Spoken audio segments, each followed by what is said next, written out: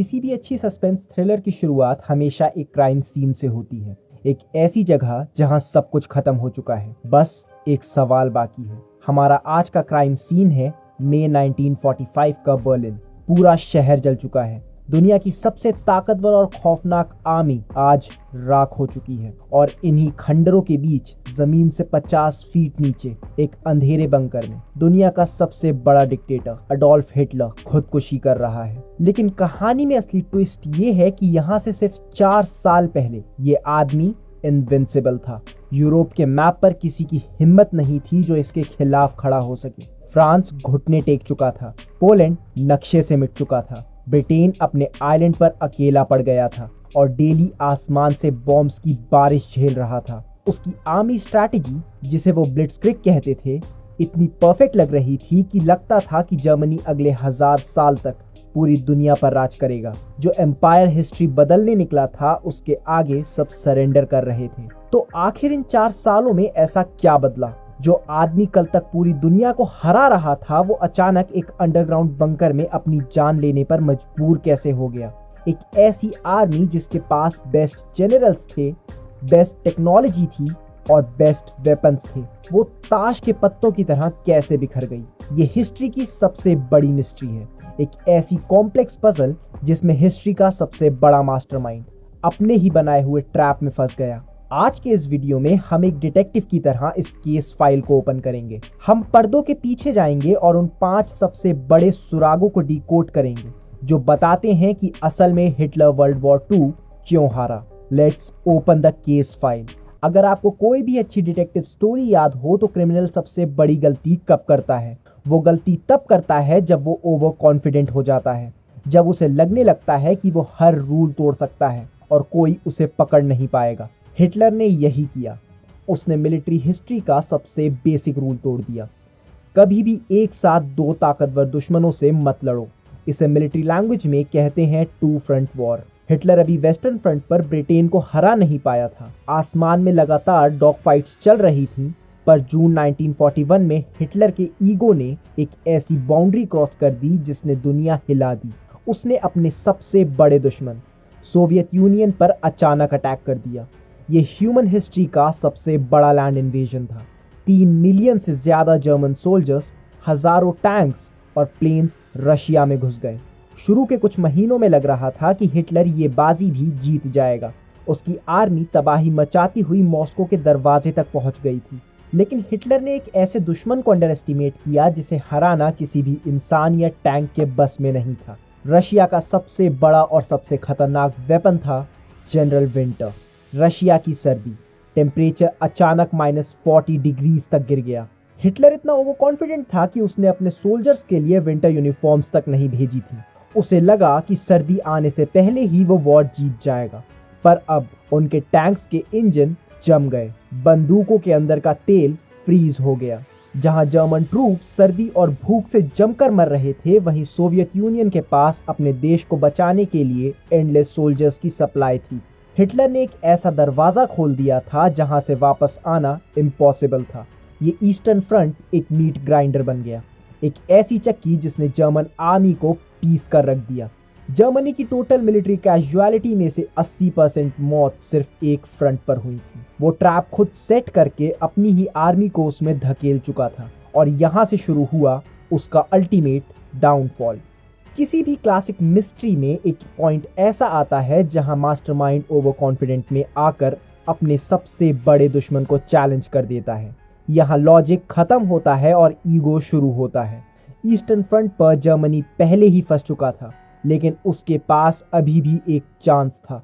पर किसी भी वॉर में, चाहे आपके पास कितना भी जज्बा क्यों ना हो, एक लिमिट के बाद ये पूरा गेम मैथ्स और प्रोडक्शन का बन जाता है। किसके पास कितने टैंक्स हैं, किसके पास कितनी गोलियां हैं और सबसे बड़ा सवाल, किसके पास उस मशीन को चलाने के लिए तेल है। यहाँ मिलती है हमें हिटलर की दूसरी सबसे शॉकिंग गलती। दिसंबर 1941 में जापान ने पर्ल हार्बर पर अटैक किया। अमेरिका अभी ऑफिशियली यूरोप के वॉर में नहीं था, लेकिन हिटलर ने बिना किसी ज़रूरत के खुद आगे बढ़कर यूनाइटेड स्टेट्स पर वॉर डिक्लेयर कर दी। उसने दुनिया की सबसे बड़ी, सबसे अनटच्ड इंडस्ट्रियल पावर को अपने अगेंस्ट खड़ा कर लिया। अमेरिका बन गया आर्सेनल ऑफ डेमोक्रेसी। जर्मनी के इंजीनियर्स ने टाइगर और पैंथर जैसे खतरनाक टैंक्स बनाए। ये बैटलफील्ड पर एब्सोल्यूट बीस्ट थे। क्वालिटी में इनका मैच नहीं था, लेकिन अमेरिका और रशिया ने क्वांटिटी से ये गेम जीत लिया। अगर एक जर्मन टैंक 5 अलाइड टैंक को ख़त्म करता था तो फैक्ट्री से 10 नए टैंक और आ जाते थे। आप एक ऐसी वेव को कैसे हराओगे जो कभी ख़त्म ही नहीं होती।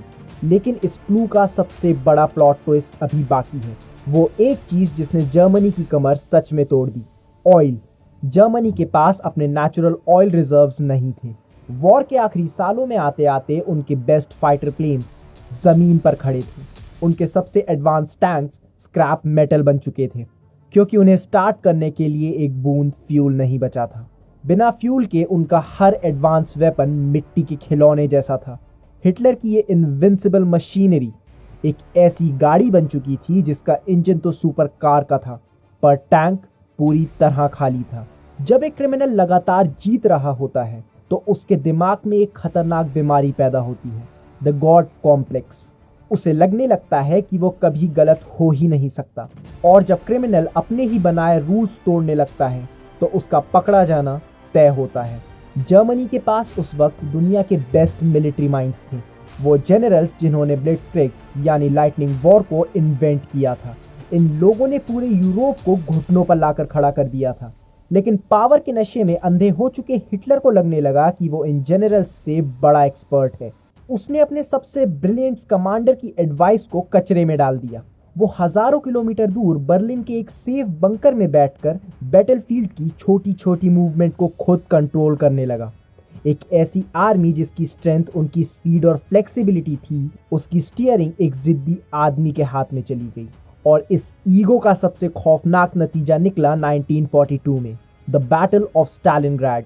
जर्मन 6th आर्मी, जो उनकी सबसे प्राउड और ताकतवर आर्मी थी, स्टालिनग्राड शहर के खंडरों में बुरी तरह घिर गई।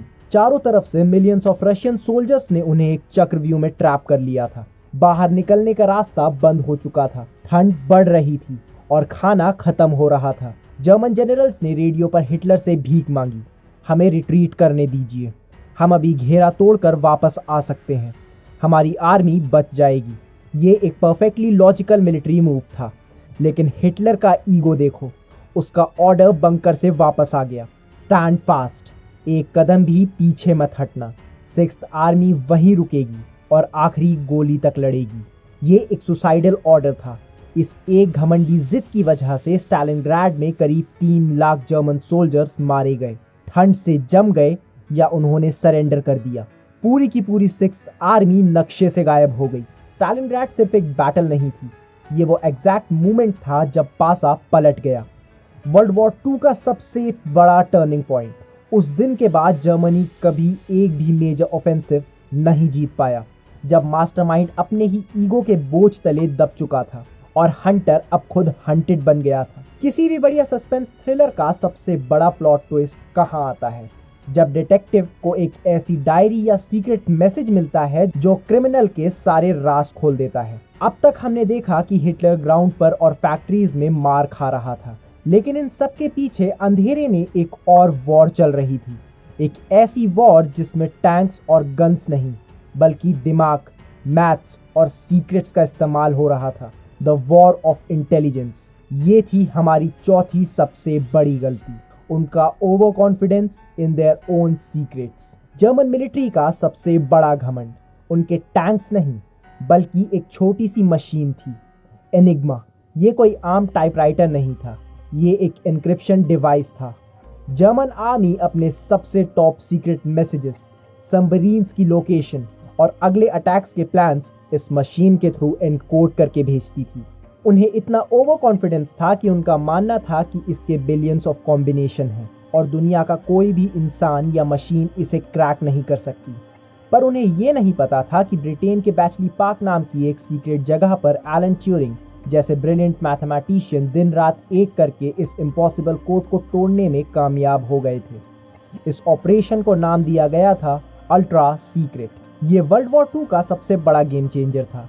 अलाइज को पहले से पता होता था कि अटलांटिक ओशन में जर्मन सबमरीन्स कहाँ छुपी हैं या अगला हवाई हमला कहाँ होने वाला है।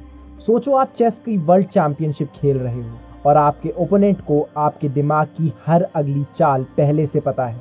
जर्मनी अंधेरे में तीर चला रहा था, जबकि अलाइज के पास उनका पूरा ब्लूप्रिंट था। यहाँ हिटलर ग्राउंड पर नहीं बल्कि माइंड गेम में हार चुका था। और अब आते हैं आखिरी सुराग पर, इस केस के फाइनल पीस पर, जिसके बिना ये मिस्ट्री का सॉल्यूशन अधूरा है। मास्टरमाइंड की ये आखिरी गलती किसी बैटलफील्ड पर नहीं हुई थी और ना ही किसी फैक्ट्री में। ये उसके दिमाग की बीमारी थी। हिटलर की टॉक्सिक आइडियोलॉजी, उसकी नफरत ही उसके एम्पायर का सबसे बड़ा पॉइजन बन गई। जब जर्मन आर्मी शुरू में सोवियत टेरिटरीज, खासकर यूक्रेन जैसे इलाकों में घुसी, तो वहां के लोकल्स ने उन्हें लिबरेटर्स मानकर उनका स्वागत किया। वो लोग स्टालिन की क्रूअल डिक्टेटरशिप से इतने परेशान थे कि वो जर्मन्स के साथ मिलकर लड़ने को तैयार थे। अगर हिटलर इन करोड़ों लोगों को अपना अलाय बना लेता तो रशिया को अंदर से तोड़ना बहुत आसान हो जाता। आधी जंग वो वहीं जीत जाता। लेकिन नाजी आइडियोलॉजी उन सभी स्लाविक लोगों को अपने से छोटा और इंफीरियर, जिसे वो सब ह्यूमन कहते थे, मानती थी। हिटलर ने इन पोटेंशियल दोस्तों को गले लगाने की बजाय उन पर इतने खौफनाक जुल्म किए कि वही लोग गोरिल्ला फाइटर्स बन गए। उन्होंने जंगलों में छिपकर जर्मन सप्लाई लाइंस, ट्रेन्स और ब्रिजेस को तबाह करना शुरू कर दिया। जर्मनी के पीछे एक पूरी नई आर्मी खड़ी हो गई। और इस नफरत का सबसे एक्सट्रीम लेवल वॉर के आखिरी सालों में दिखा, जब जर्मनी पूरी तरह हार रहा था, जब उनके सोल्जर्स को फ्रंट लाइन पर हर एक ट्रेन, हर एक गन और खाने की ज़रूरत थी अपनी जान बचाने के लिए। तब भी हिटलर वो क्रिटिकल ट्रेन्स और रिसोर्सेस इनोसेंट लोगों को कंसंट्रेशन कैंप भेजने में वेस्ट कर रहा था। उसकी नफरत उसकी सर्वाइवल स्ट्रैटेजी से जीत गई और यही नफरत उसके 1000 साल के एम्पायर के लिए पॉइजन बन गई, जिसने जर्मनी को अंदर से पूरी तरह खोखला कर दिया। किसी भी मास्टर डिटेक्टिव की मिस्ट्री जब सॉल्व होती है तो एक बात हमेशा कॉमन निकल कर आती है। क्रिमिनल कितना भी शातिर क्यों ना हो, उसका अपना घमंड ही उसके डाउनफॉल का सबसे बड़ा सुराग बनता है। हिटलर के इस परफेक्ट क्राइम में भी एग्जैक्टली यही हुआ। हिटलर वर्ल्ड वॉर 2 क्यों हारा? इसका जवाब एक सिंगल बैटल या एक आम मिलिट्री मिस्टेक नहीं थी। वो अपने ही बनाए हुए चक्रव्यूह में फंस गया। रशिया पर अटैक करके टू फ्रंट वॉर का ट्रैप खोलना, अमेरिका की एंडलेस इंडस्ट्रियल पावर और ऑयल की ताकत को अंडर एस्टिमेट करना, अपने जनरल्स को इग्नोर करके अपने ईगो में स्टालिनग्राड की आग में कूदना, अनब्रेकेबल समझे जाने वाले सीक्रेट कोड्स का टूटना और आखिर में अपनी ही नफरत यानी हेट्रेड का शिकार होना। ये 5 सुराग मिलकर हिस्ट्री की सबसे बड़ी मिस्ट्री को सॉल्व करते हैं। ये हिस्ट्री हमें सिखाती है कि एक इंसान के पास कितनी भी ताकत, कितनी भी टेक्नोलॉजी क्यों ना हो, ओवर कॉन्फिडेंस और ईगो हमेशा उसे मिट्टी में मिला देता है। एक इनविंसिबल दिखने वाला एम्पायर अंदर से कितना खोखला हो सकता है, ये उसकी सबसे बड़ी केस स्टडी है। Case closed.